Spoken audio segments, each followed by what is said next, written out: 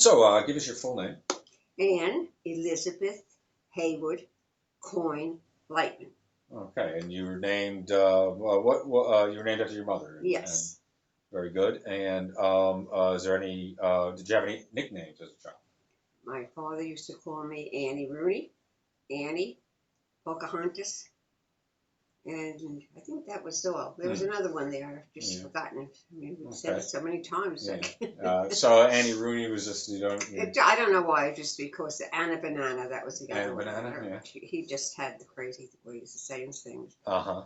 And his name, and do you like my mom's name? Yeah, sure. Tell us. Her name was Anne, and she had, before she got married, her maiden name was Meyer, and my father's name is naturally Hayward, and his mother's name was Brown, to keep it who's what on it. Okay.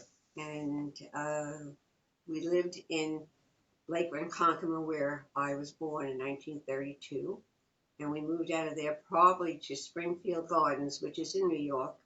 I would think I was maybe a year old, and then I was there for a couple of years, and I had an older brother, Richard, who was 5 years older than me. What's your earliest childhood memory? The first thing you remember as a child? As a child, I remember. Well, it goes into a sad thing. Okay. You know, I remember my brother Edward, who was a year and a half younger than I was, and I was like maybe 2.5, almost 3, and he was probably a year and a half. And my brother Richard and I both in Springfield Gardens, that's where we were living, had measles, and we were being treated for it. But at that time, I don't remember anything about myself having the measles or him. But I just remember my brother Edward, the baby at that time, was he had gotten sick, and my mom called the doctor, and he said, "Oh, he's probably got strep," and it ended up that he had the measles like we had, and he died from it because it went into pneumonia. And I remember that, and the little things that would happen after, you know, when different things about that period where my father and mother, you know, went through a little bit of a hard time after Edward had died, you know, with it, and.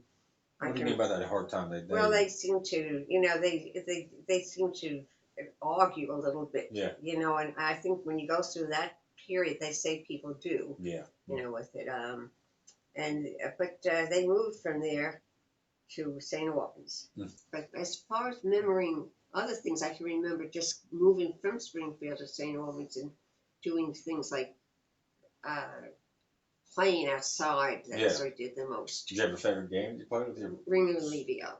Say again? Ring Olivio. Ring Olivio? What's that?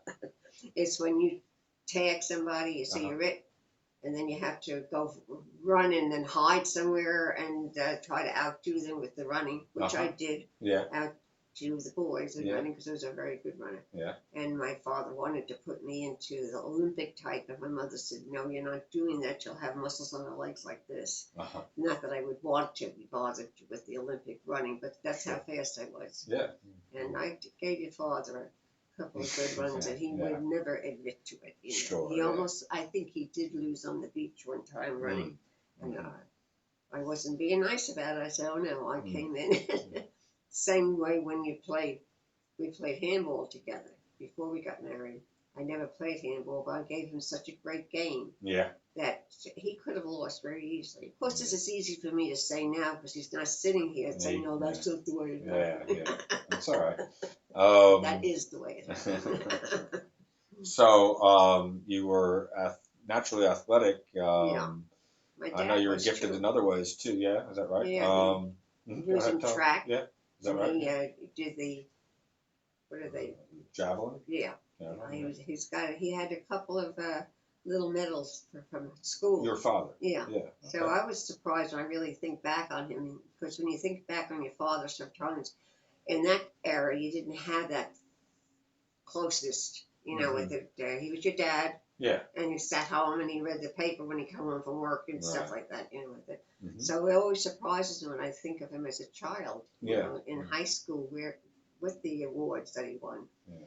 And I think that I had a crush on a boy in high school because he reminded me of my dad. Oh, okay. All right. He was a star basketball player in the high school.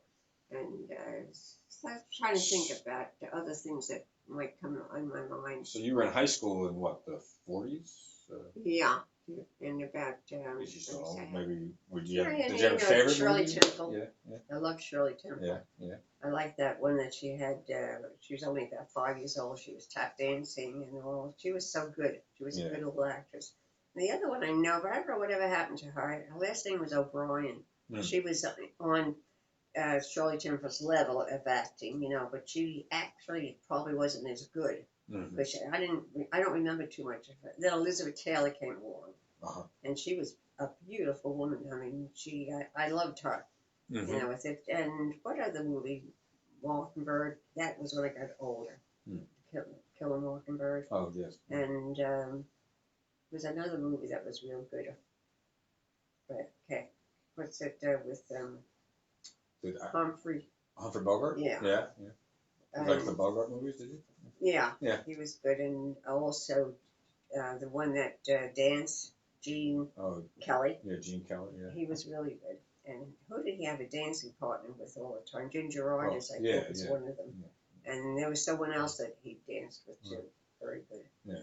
Okay. But things like that, I can remember that movie, and not too much of like Criminal Mind and types like we have now. Yeah. They can go into it that deep or that. Yeah.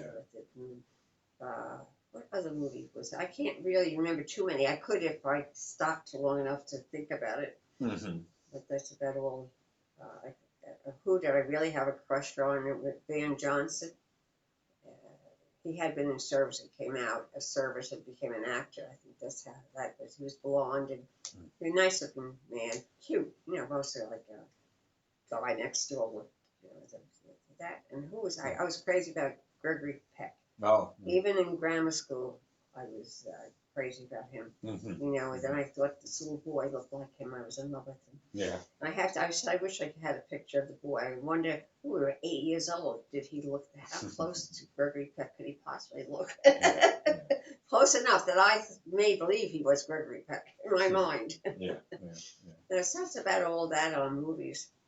And, the whatever entertainment we had would be church dances and things like that, that most people, that's what they did. They didn't go too much to New York City and stuff like that at that time. Yeah. Now, there's a wonderful picture of you and your father, mother, the whole family, I guess, in front of the Christmas tree. Oh, yeah. Dick was in that. Richard was in that picture because he took them. Okay. He had a camera at that time, and he could, I think, snap it. Oh, okay. So that's Richard. That's your brother. Yeah. Picture. Your father's not in that picture, is that right? Yeah, my father's in that picture. Oh, he is in that picture. Yeah. Okay, he is. And Richard should be in it too. I think that's when he ran. And then there's another group picture of Richard and his wife Irene and her 3 boys when they were real young. And I had Chuck, Timmy, and Sue, I think, at the time.